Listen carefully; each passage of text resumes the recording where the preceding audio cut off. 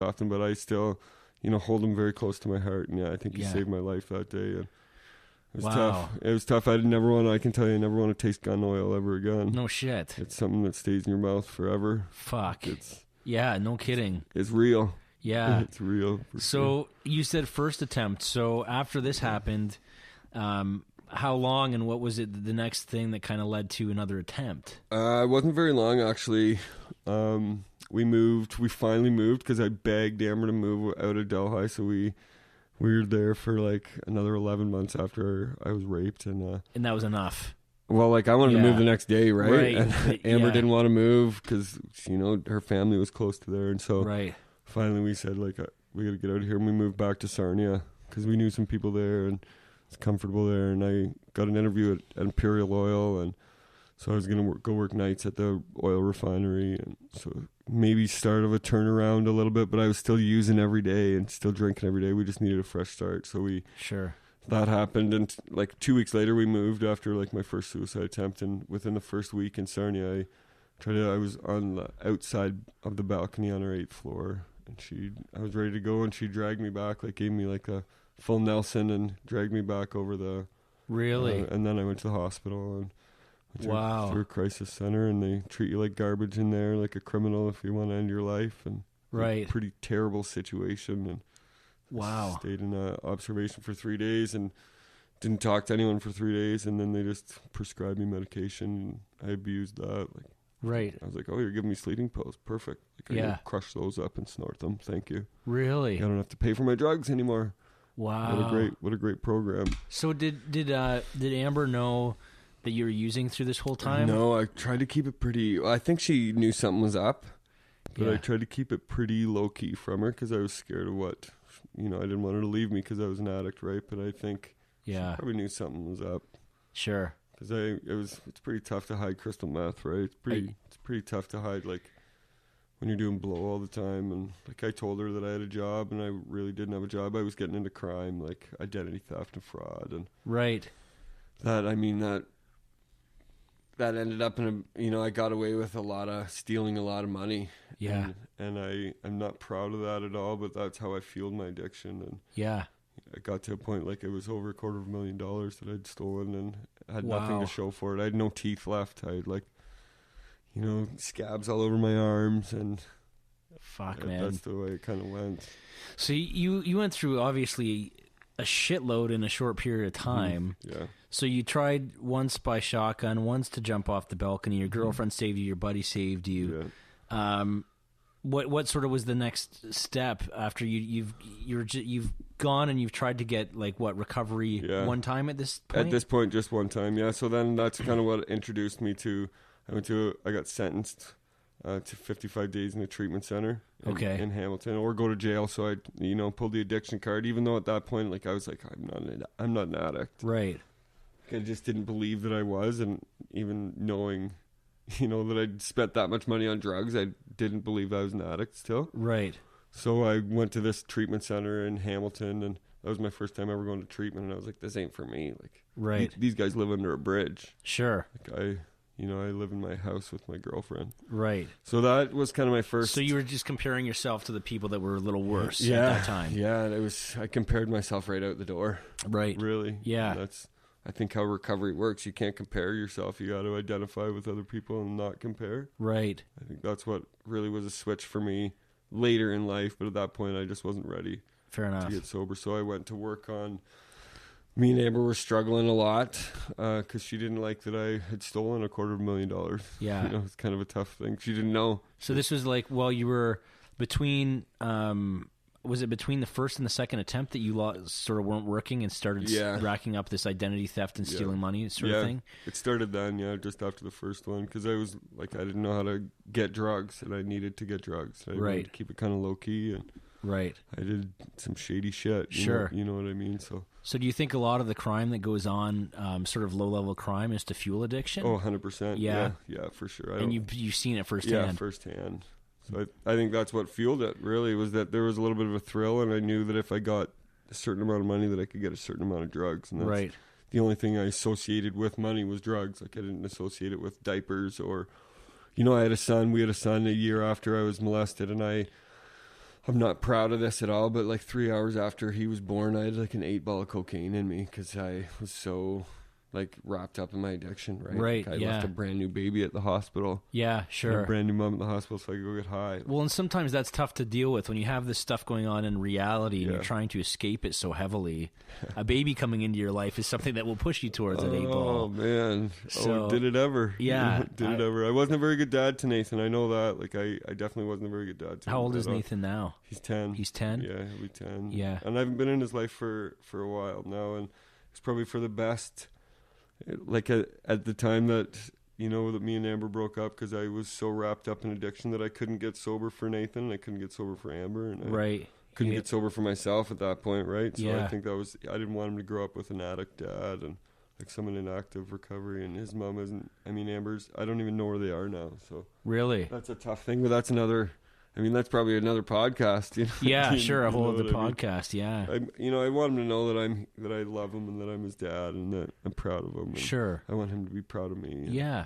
Well, I think he would be. I mean, like, look at all the stuff you're doing now. I mean, you're doing a lot to help other people. Just sharing this story is helping other people. I know I've learned a lot. So, I mean, let's kind of go back a little bit further to, because you obviously went through some more shit after this. Yeah. So, how many attempts have you done total, do you think? I have like 3 documented suicide attempts, but like 4 kind of actual attempts. So I broke up with Amber. I went to work on the boats.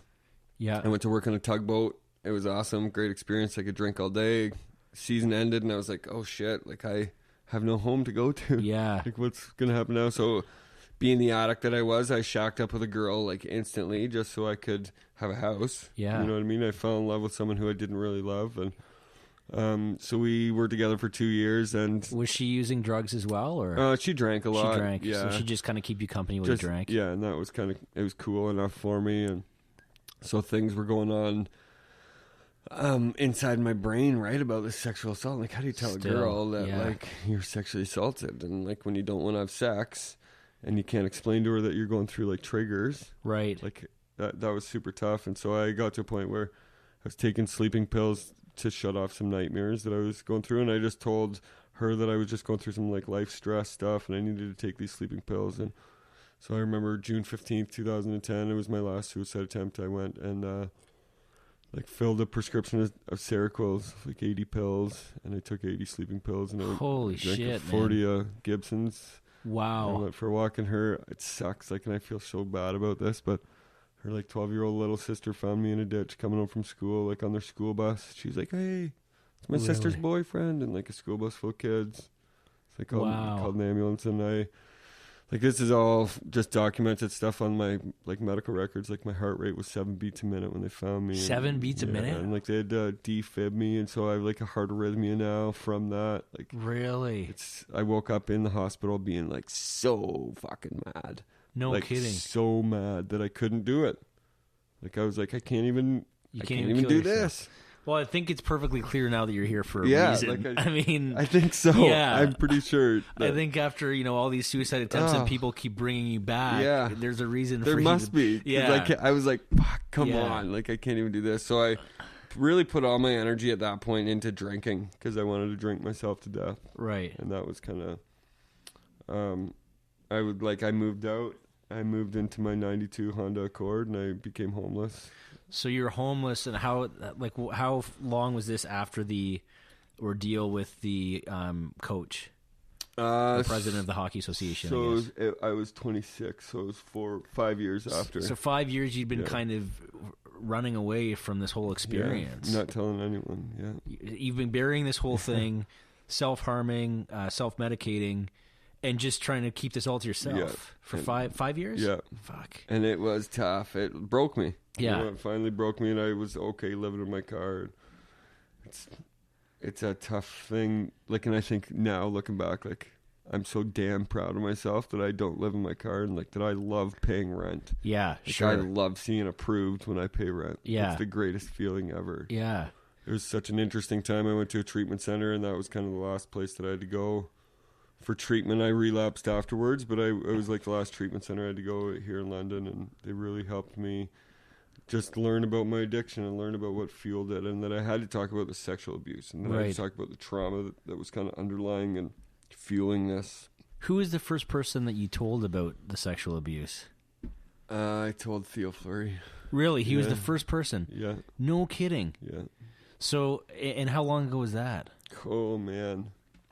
Like, did you tell him during some of your benders, or was it after? Yeah. Yeah, so a friend of mine knew Theo, and he knew that I was struggling, but didn't understand why I was struggling. I think he kind of figured it out, that, like, I was in Delhi, told everyone that I was going to be a coach, and I never coached that year. Right. And he knew that the president was charged with sexual abuse. Yeah. And then didn't hear from me. And I think he just kind of put the puzzle pieces together. No kidding. And got a hold of Theo, and I'll always remember, like, looking at the phone and saying, like, Theo Fleury on the call display. And wow. What? Like, I watched this guy for years play hockey. Yeah. I know that he had just written his book, Playing with Fire. Yeah. What's this guy doing calling me? Right. And he said, hey, I hear that you're struggling. Like, do you want to talk about anything? Really? And I finally was like, fuck, man, I don't know how to say this, but, like, I was raped. And he's like, me too. Really? And he just made it, like, a cool, brotherly kind of conversation. And that was how so he didn't make it like a huge deal. No. He just kind of helped you through it. Yeah, helped me through it. And I mean, I've called Theo wasted before, and he doesn't like it, but yeah, his wife doesn't like it, that's for sure. Sure. Calling and saying, like, fuck you. You know, you just, like, take resentments out on everyone, right? Yeah, yeah. So he was kind of the first guy that I disclosed to, and he helped me out a lot. Yeah. It was, like, disclosing sexual abuse is a really tough thing, but I look back now, and I'm so glad that I did. Like, because it empowered me, and it empowered so many other people. Yeah.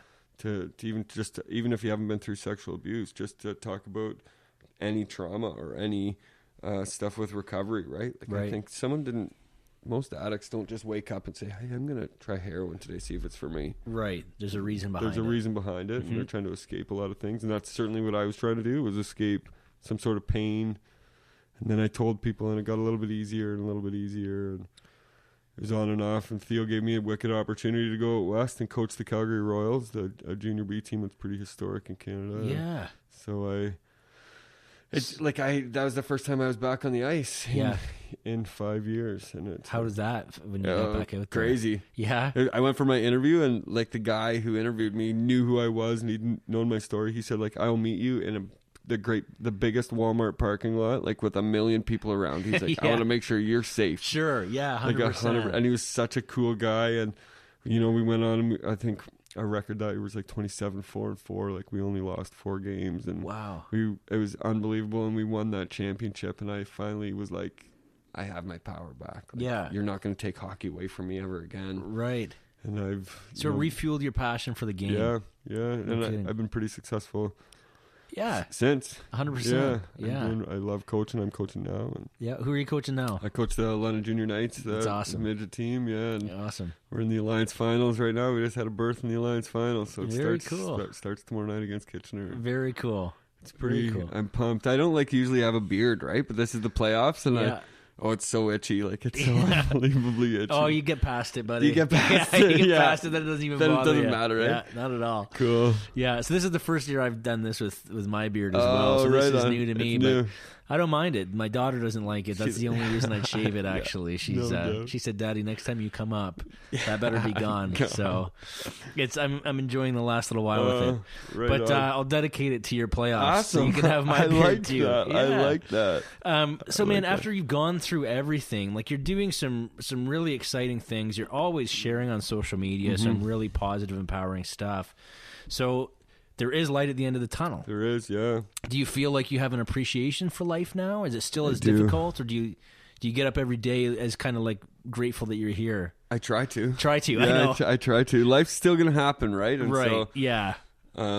Through all that, I got sober on January 1st, 2014. I've been sober for 3 years now. Yeah, 3 years? Yeah. Good for you. Which is like the biggest, it's my Stanley Cup, like, it's my life Stanley Cup is getting sober. And so many opportunities have come from getting sober, like, just from making that reach out for help. Like, and I didn't do it by myself. I got a lot of help, like, and a ton of support and a lot of counseling, a lot of therapy that, Good you for know, you, and man. I just kept going. I think I was resilient enough in that, like, I was like a drowning man trying to breathe, right? And I've been to 65 counselors. Wow. And I finally found one that worked, right? And, Yeah. you know, and I kept going, right? Yeah, Like, sure. It's the best thing that I've ever done is go get counseling. I think Oprah Winfrey, the most